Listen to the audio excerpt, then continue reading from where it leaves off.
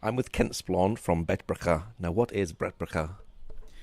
We are a part of the CMJ ministries that have been here in Israel for about 200 years now. They just inside the Jaffa Gate is Christ Church, which was the first building that was built around 1848 or 1849. They also have Beit Emmanuel in Tel Aviv, Yafo.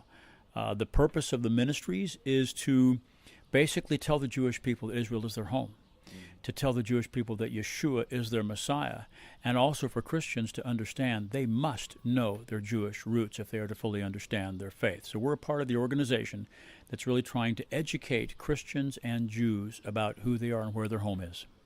And what does Beit Brakah mean? House of Blessing. So you're trying to be a blessing to the community around you. We're a guest house on the one hand, in that anyone can come and stay here who wants to. On the other hand, it is a prayer ministry. We spend a fair bit of time, here in prayer. We get together 3 or 4 times a day, in addition to our devotions. Most of the people that come through here are believers from all over the world. Some of them are just coming to check out the land, but we also get some local Israelis that will come. Most aren't believers. It's still a very small percentage of the total people that we have. We serve anyone, but as you get on the website, you find out quite quickly we are in love with the Lord, and our purpose is to serve Him and to love the people and to help them however we can. And when were you started as an organization here, and why were you started? Okay, Beit Brakah, this building opened up its door in 2005. In the 2 and 3 years prior to that, it had much more than that. It had been in Stella HaCarmel, over west of here. And they had property there for a long time as a guest house, and also had opened their doors to local ministries in the area. Or HaCarmel is now the ministry that operates that, and once we sold it to them, we took the proceeds and then found this place in Migdal in 2002 or 2003. And opened our doors in 2005 to guests. Because the Galilee has so many visitors from around the world who want to come and visit the sites where Jesus lived, where He worked, where He healed, where He saved, where He preached about the kingdom of God. We're here to be a blessing to those people. That is the primary purpose for it. But we also serve a lot of believers in the land. So we will get Messianic congregations here. We will get Arab congregations as well. We've had worship conferences here, prayer conferences here. We're not a big place. We have 12 rooms, 30 beds. We're somewhat limited. We can only probably serve 40 to 45 people, absolute max at our meals. We're just not very big. But the idea is when people come here, we hope to facilitate the presence of God. He decides when He comes in. He decides when He overtly loves people. But we spend as much time as we can in between all the work that we have to pray, to worship, to invite His presence here, in hopes that when people come here, they'll have some impact with the Lord before they go home. Are you involved in reconciliation here? We haven't done that directly as yet. It is the heart of the volunteers that work here, and a lot of both the Arab pastors and the Messianic pastors that come, we talk about that a lot. We have not yet done very much directly to help affect that. And you're able to have Israeli soldiers come here as well, aren't you? We do. That's been really interesting. It's been more than interesting. Israel is one of the youngest nations on earth, if you just look at the total time they've been around from 1948 to present. As far as we know, there weren't any known believers in Israel until at least the late 50s and maybe the early 60s. There were other believers here, but they were keeping it quite quiet, as you can imagine. Well, now we have got the grandchildren of some of those very first believers that go through the IDF. It's the rite of passage here, but they're followers of Yeshua. And so now you have some of the very first believers in Israel are still alive. There's no other nation on earth that can make that claim right now. So you've got your first generation believers, second generation, and now third generation. And so now you have these soldiers. I mean, the IDF, any army is a dark place to be a believer. It just simply doesn't want you to express your faith. They've got a job to do, and that's all they're really concerned about. But now, as the number of believers are growing, they need discipleship. They need to be around other believers. They need to be able to learn and grow and be encouraged. And there's a couple of groups, Netzor, Netiva, Lech Lecha, that all have different aspects. They work together about discipling the soldiers in the IDF and the military here. And about 4 times a year, different groups from those organizations meet here at Beit Brakah. In the summer, Netzor comes.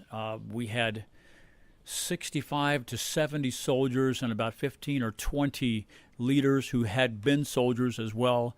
So almost 90 soldiers came through a place that's really only good for about 30. And they had days of physical exercise, lots of discipleship, and prayer and worship going on, and to kind of introduce these ex-high school kids into the next 2 or 3 years of their life, and to do so centered around Yeshua. And I think it's a wonderful blessing to these kids. Now, you've had the property for many, many years, but there's something you were telling me earlier about Holocaust survivors. What was that? Well, we don't own all the land we sit on right now. There's probably 5 dunam, I guess, but 2 of these dunam are not ours. I think they're called, it's apotropos, I think is the Hebrew term for it. Basically, it's land set aside for the families of Holocaust survivors. If you have been through, or your family has been through the Holocaust, and you come to Israel, there's property available for you. Don't know how to direct anybody to that, but I know it's here in the village of Migdal where we are now. There's more than a dozen parcels of land available for families of Holocaust survivors.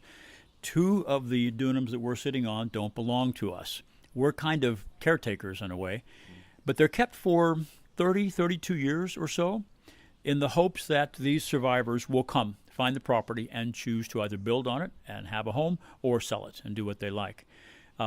If people haven't been found after that 32 years, the government actively tries to find the people whose, I guess, names are on this property. And if they find them, they tell them it's yours to come and do what you like. If they don't, they go up for sale.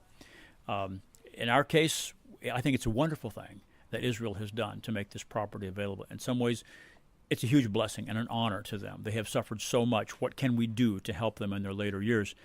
The fact is there aren't that many left now. We're going back 70-plus years now. I've been told there's about 200,000, which sounds like a huge number, but when you consider the numbers of Jews who perished and who survived, it's still quite small. And most of these people are well past their 80s, now. So they're in the final stage, of their life. So it's possible that they could find property here and build, or somewhere else in the land. There is much, much land still available, so I've been told. Every Friday, do you do a Shabbat meal for the people that are staying here? We do, and occasionally we'll have people who aren't staying here who come as well. But mainly it's our guests. It's a fairly, I would almost call it Shabbat light. We do have the Kiddush. We have the blessing of the light of the candles. We have blessing for the bread, blessing for the wine. Although we aren't Jewish, we try to say it in our best Hebrew. But the main thing is to honor God, the creator of all of this, who made all this possible for us.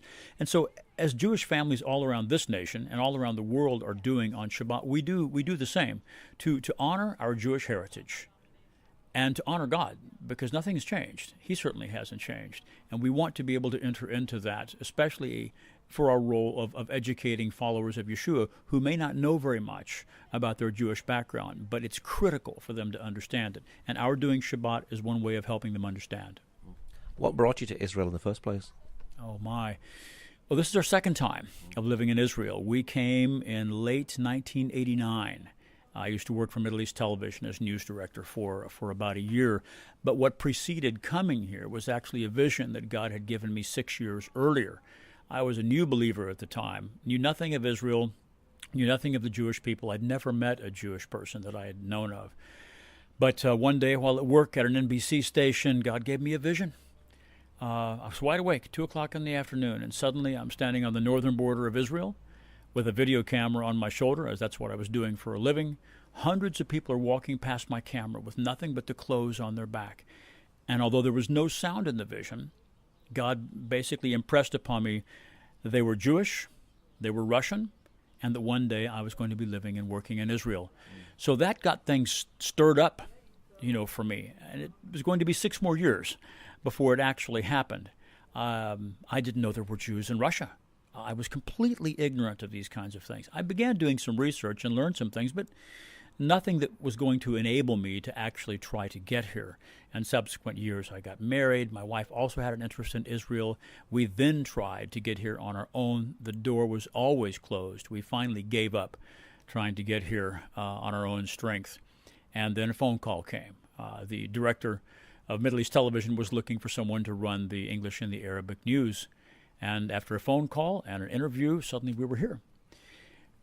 The month or the season that we arrived was when Mikhail Gorbachev signed into law Perestroika and Glasnost, which had to do with an openness and a change in economic functions for the former Soviet Union and to allow freedom of travel for people to come and go.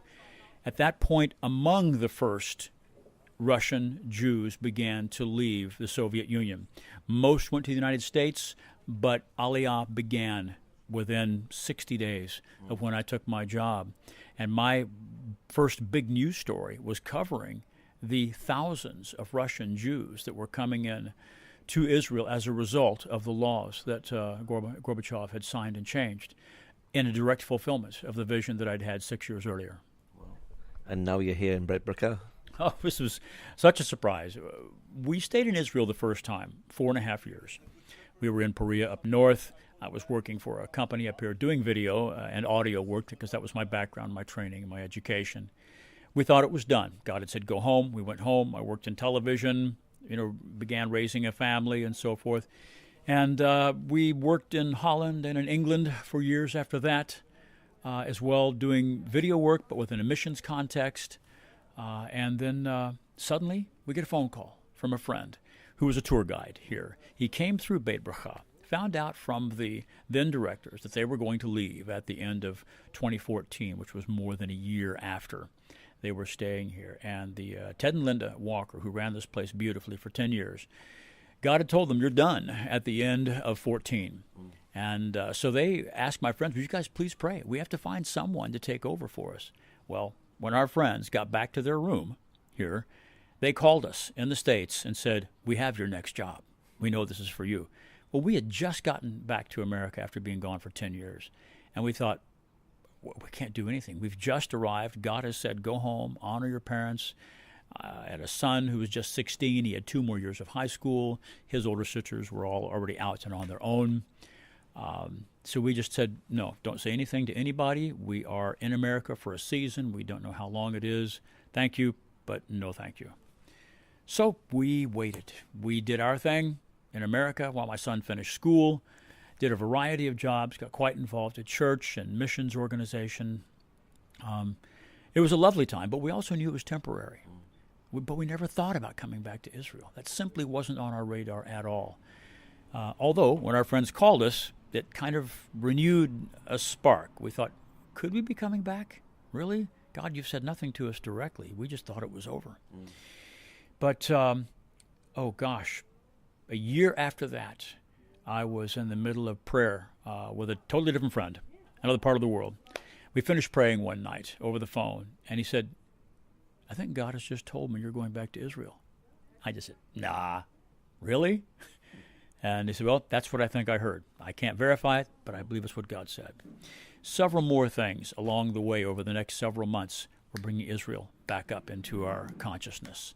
And we began to think, because our son is now approaching graduation, we no longer have any real reasons to stay in the States. I mean, we're Americans, but our hearts have been outside the country from before we got married. And that's a whole other story. But we've never had to live in America. Wherever God said go, our desire was to obey that. And so consequently, well over half our married lives has been outside the States in some kind of skill-related, academic-related work, mostly for believing organizations.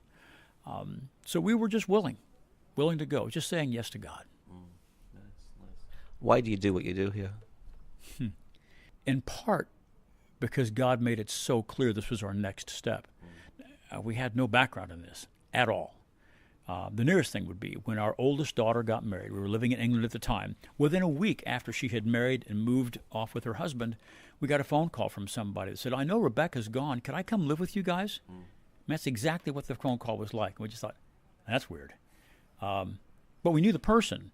So it was like, well, we have a spare room. This person needs a place for a short season. Okay. Well, our final 2 years in England were spent housing a number of different people. Some of them literally just needed a place to hang out for a couple of weeks. They were between leases. Other people, there were some real serious needs. And we ended up with opportunities to, I wouldn't call it counseling because we're not counselors. We're not trained in that. But my wife really knows how to love people and listen. And I know when to comment. And so between the two of us, we try to love people wherever they happen to be. So God has brought a wide variety of people. So we had kind of an informal guest house for about 2 years. But when God said, go home from England, we just thought, well, that's just another season, and it's done. Yeah. But apparently not. And what's your prayer here finally for Beit Brakah? To say host the presence is almost a Christian cliche these days. We simply don't see in the Western Christian world of God doing the things that he did for so many years as Jesus, as the apostles, in different places in the world where people have stood and prayed and waited, and you see the tangible effects of what faith in God does.